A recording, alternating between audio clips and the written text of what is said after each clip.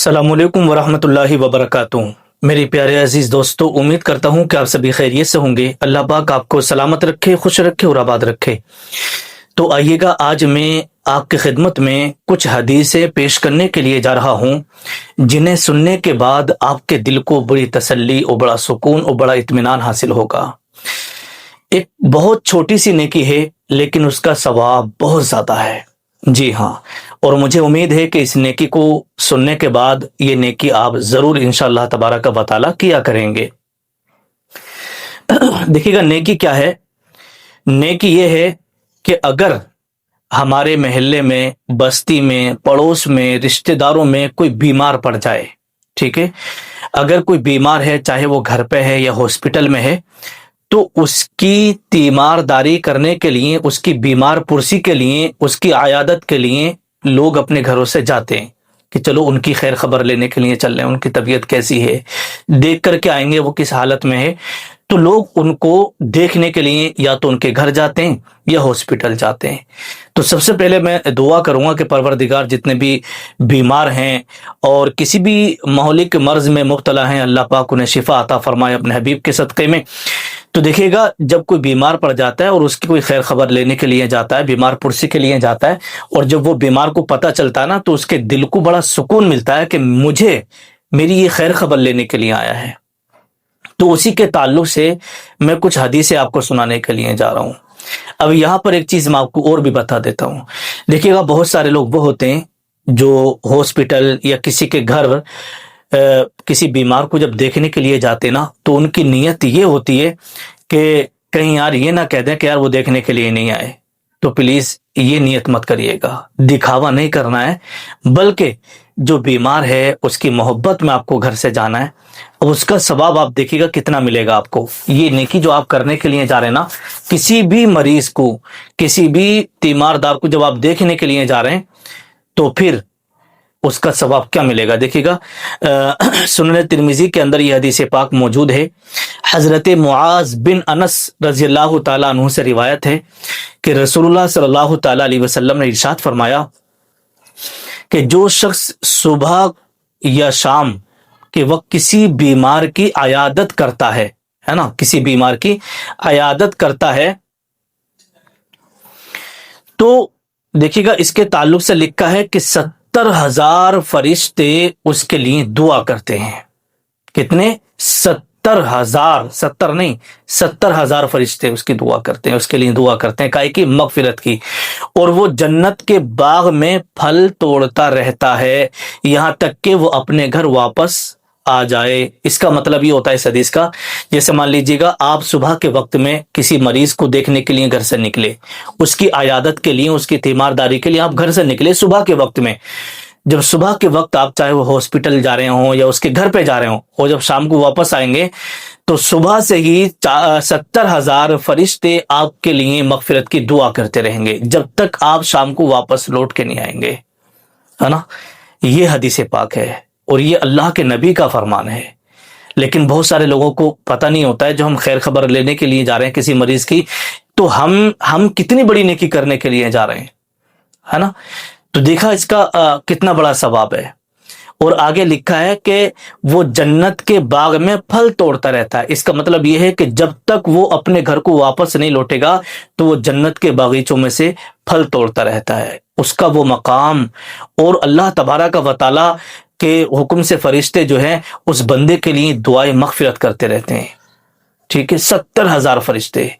तो अगर कोई भी मोहल्ले में, बस्ती में या कहीं रिश्तेदारी में कोई भी अगर बीमार है, तो उसकी खैर खबर के लिए आप जाएं, तो दिखावे की नीयत से आपको नहीं जाना है, बल्कि इस नीयत से जाना कि उसके लिए हम दुआ करेंगे, उससे मुलाकात करेंगे, उसके दिल को तसल्ली देंगे और उसे हौसला अफजाई करके उसके हम आएंगे और कुछ मदद भी करके आना है।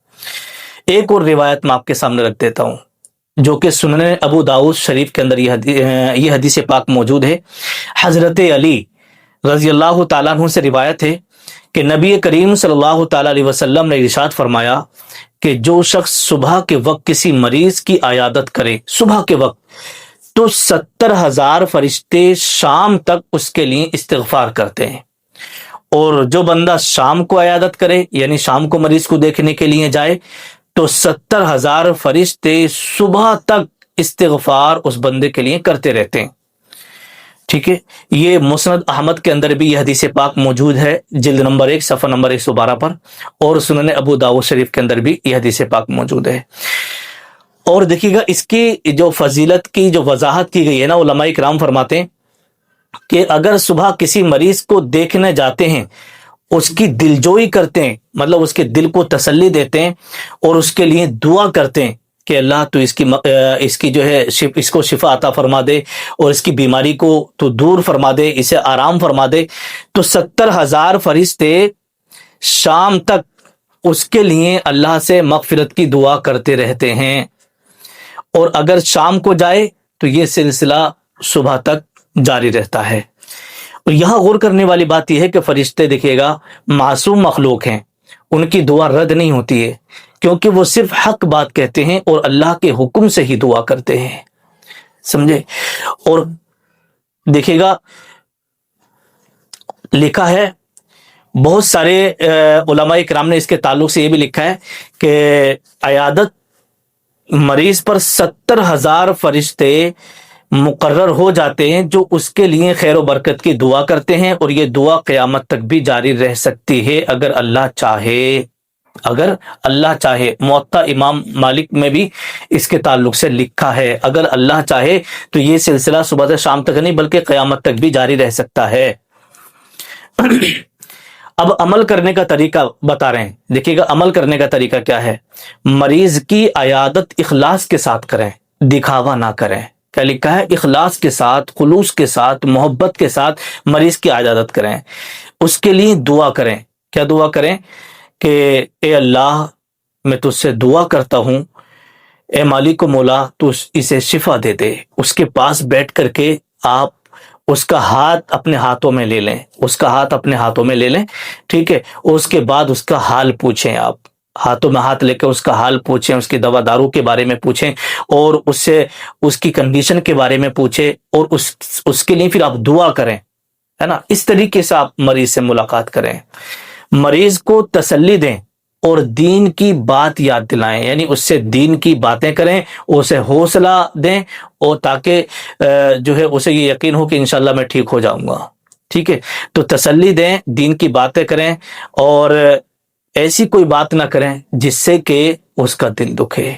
اور اگر گھر میں کیا بولتے، اگر گاؤں میں بستی میں کوئی ایسا حادثہ ہو گیا کہ کسی اور کا انتقال ہو گیا، تو اس مریض کو نہ بتائیں کہ فلاں کا بھی انتقال ہو گیا، کیونکہ وہ دل پہ لے گا.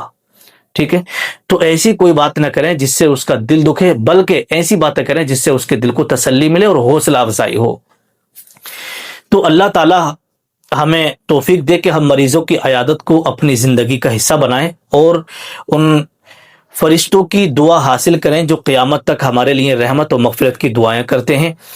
تو اب یہاں پر ایک چیز آپ کو میں اور بتا دوں، اگر کسی مریض کی عیادت کرنے کے لیے آپ جائیں تو یا تو اس کے کھانے پینے کے لیے کچھ چیز لے جائیں، اور سب سے بہتر یہ ہے کہ جب وہاں جائیں تو اس کے گھر والے کو کچھ نہ کچھ پیسے دے کے آئیں.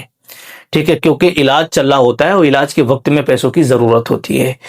لیکن لوگ شادی میں جاتے ہیں تو وہاں پر لفافے لوگ لے کر کے جاتے ہیں، لیکن جب آپ ہاسپٹل جائیں نا تو وہاں پر آپ لفافہ بنا کر کے لے کے جائیں اور مریض کے گھر والوں کو دے کر آئیں کہ جس چیز کی ضرورت پڑی ہماری طرف سے کچھ پیسے ہیں، اسے آپ ان کے اوپر لگائیے گا. اس سے جو ہے مریض کے گھر والوں کو ایک بہت بڑی مدد ملتی ہے. پتہ نہیں کہاں کہاں سے بیچارے کچھ لوگ ایسے ہوتے ہیں قرضہ لے کر کے اپنے مریض کا علاج کراتے ہیں، اپنے گھر والے کا علاج کراتے ہیں. تو اس چیز کا آپ خاص دھیان رکھیں. اللہ پاک کی بارگاہ میں دعا ہے مولا جو بھی بیمار ہے انہیں شفا عطا فرما، اور ہم سب کا خاتمہ ایمان پر فرمائے. نیچے کمنٹ میں آمین ضرور لکھیں.